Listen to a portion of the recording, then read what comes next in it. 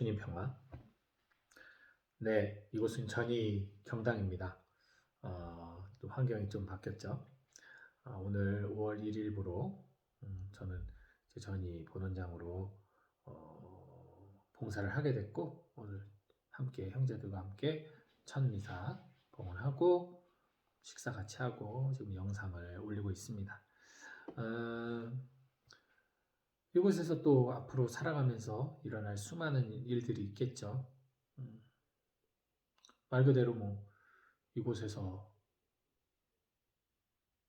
이 3년이라는 이 기간 봉사하면서 3년을 다 채우지 못하고 죽을 수도 있고 아니면 3년이 더 돼서 6년이 될 수도 있고 여러 가지 변수가 있겠죠.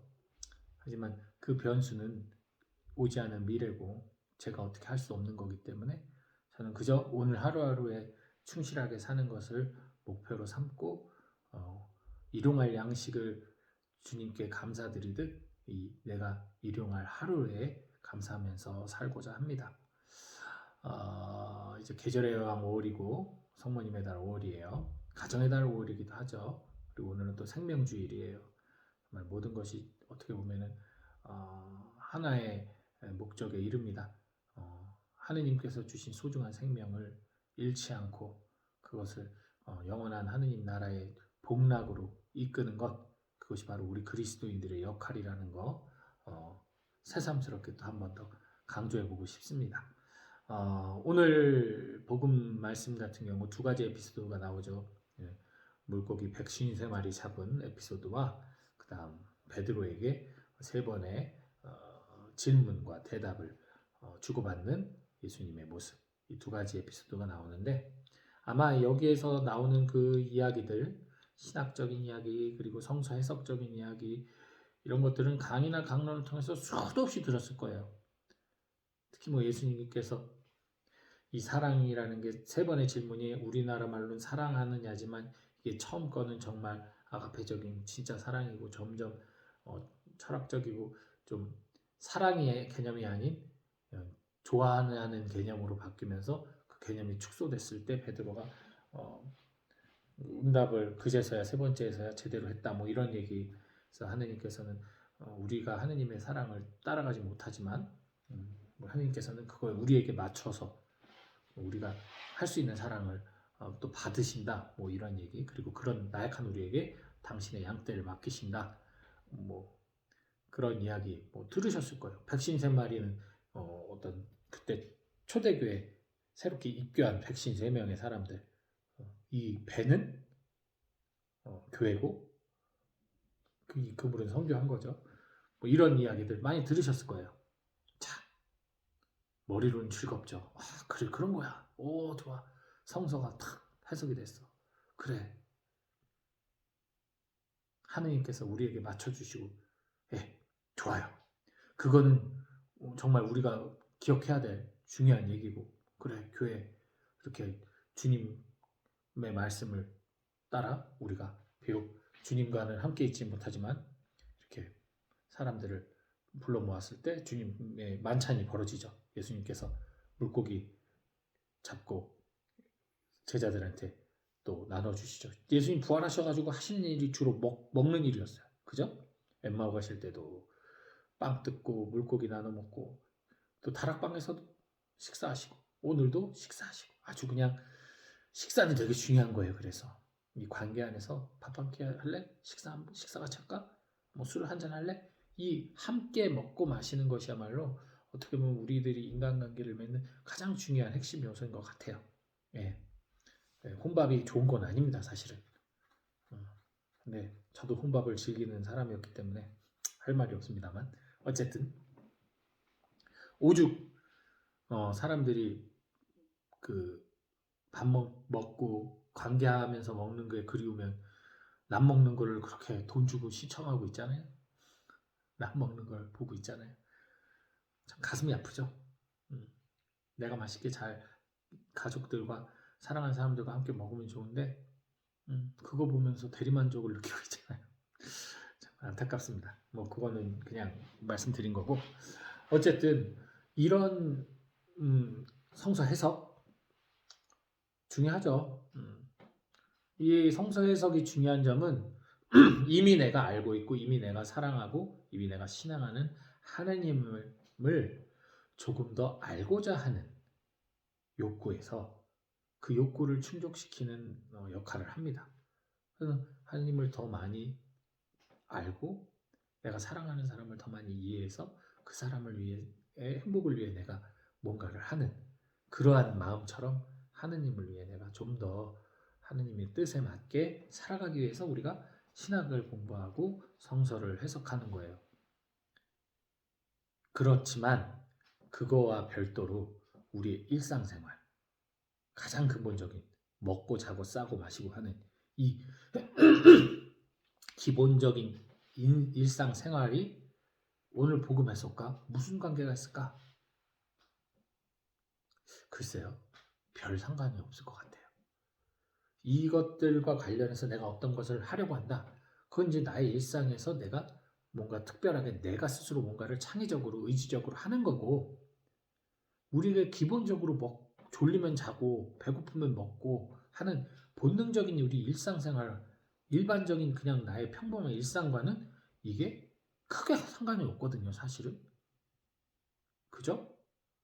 하느님은 사랑이십니다. 서로 사랑하여라. 말 많이 들어요. 그래야지 사랑하면서 살아야지 하는데 그게 나의 일상하고 연결이 되지 않으면 그냥 그거는 그래 하느님은 사랑이셔. 나 혼자 감동하고 끝나는 거예요. 그래서 예컨대 제가 잠비아에서 선교를 했잖아요. 잠비아에 가서 엄청나게 어려움을 많이 겪었어요. 왜냐하면 외국인이었고 이방인이었고 또 그 나라 사람들 문화가 다른데 거기 필드에서 제가 이제 그 사람들과 계속 부딪히면서 일을 했어야 됐기 때문에 여러 가지로 어려움을 많이 겪었고 많은 또 사고도 당하고 여러 가지 힘든 순간순간들이 있었는데 그때 주님이 백신 3마리를 잡게 해주셨습니다. 주님이 나를 사랑하느냐 물으셨습니다. 이게 그 당시 나의 그 선교 활동과 그 당시 내가 막 살면서 괴로워하는 그 순간순간에 필요한 말씀이 아니에요. 음, 음. 예수님 5,000명을 먹이셨습니다. 그런 것들이 나한테는 그렇게 중요한 게 아니거든. 그러니까 그 의미. 그래서 그건 미사의 예언이고, 그건 성체성사의 예언이고, 그건 고해성사의 예언이고, 그게 내가 지금 저 사람들하고 막 일하는 것 같고, 저 물건 하나 사는 것 같고, 흥정하면서 막 싸우고 있는데, 그게 무슨 의미가 있어요? 근데 복음 해석에만 몰두하는 사람들이 있단 말이에요. 대표적인 게 신천지죠. 복음만이 아니라 요한계시록이라고 하는 요한묵시록의 해석에만 엄청나게 골똘하잖아요. 머리로는 어떤 즐거움과 쾌락을 느낄 수 있을지 몰라요.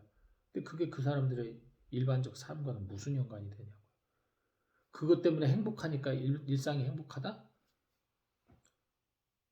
우리의 일상이 행복해야 그 행복을 바탕으로 우리는 하느님의 사랑을 더욱더 크게 깨달을 수 있는 거예요. 왜? 하느님은 우리 일상 중에 계시니까. 신학 중에 계신 게 아니에요. 우리 그런 말 하죠. 이 성경 이거 매일미사 책인데 복음 말씀 안에 생명이 있고 복음 말씀 안에 뭐가 있다.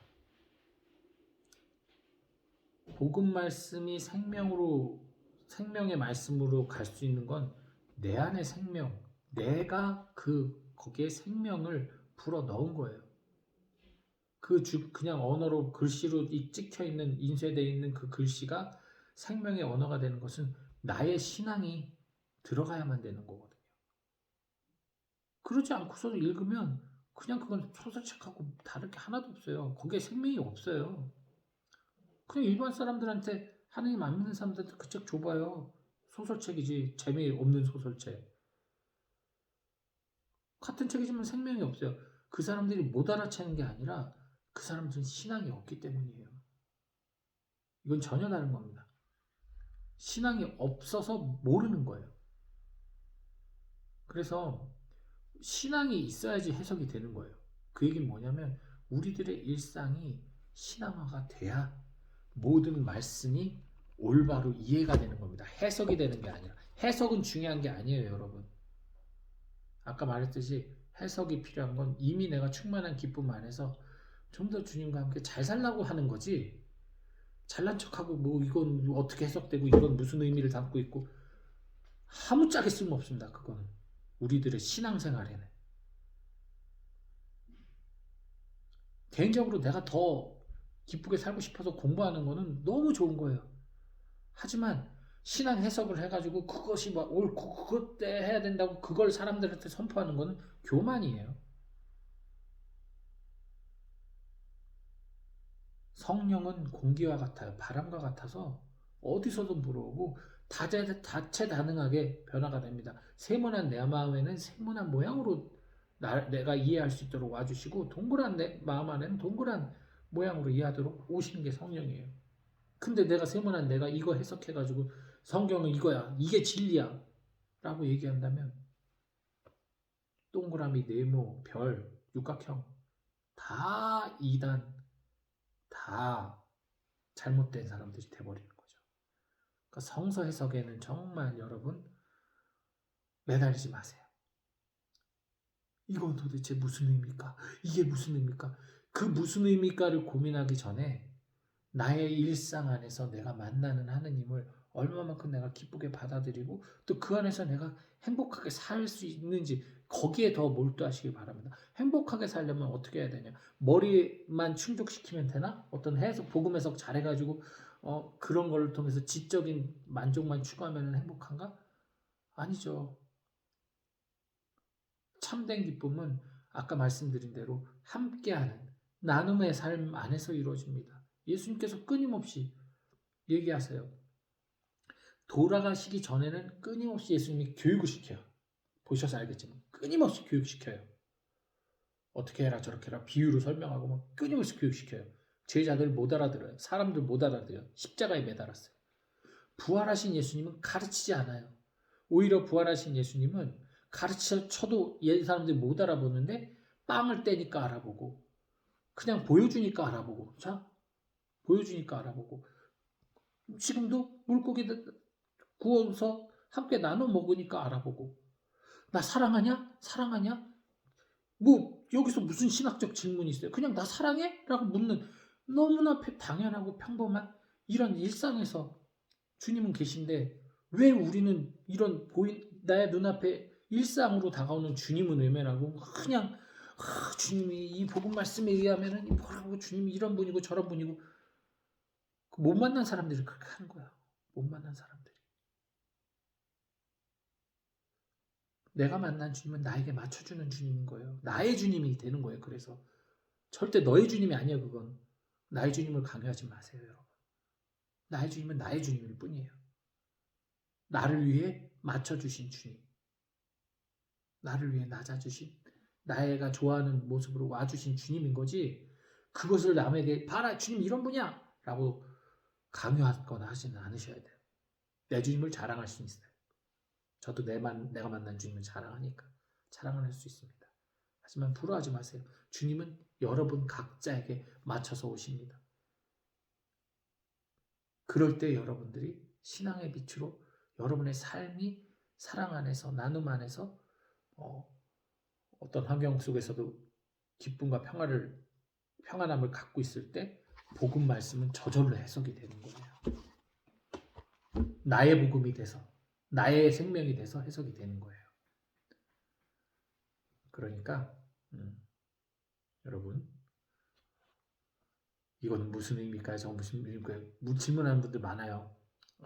가르쳐는 드립니다만 그것을 통해서 어떤 내가 신학을 하나 더 알려고 하시는 것보다는 그 말씀을 하시는 주님의 마음을 더 헤아리고 그 말씀을 받은 사람들이 변화를 더 바라보시는 그런 관점으로 우리는 성서를 보셨으면 좋겠습니다. 오늘 하루 힘차게 시작하시고 또 우리 행복한 5월 보내도록 합시다. 주님 평안.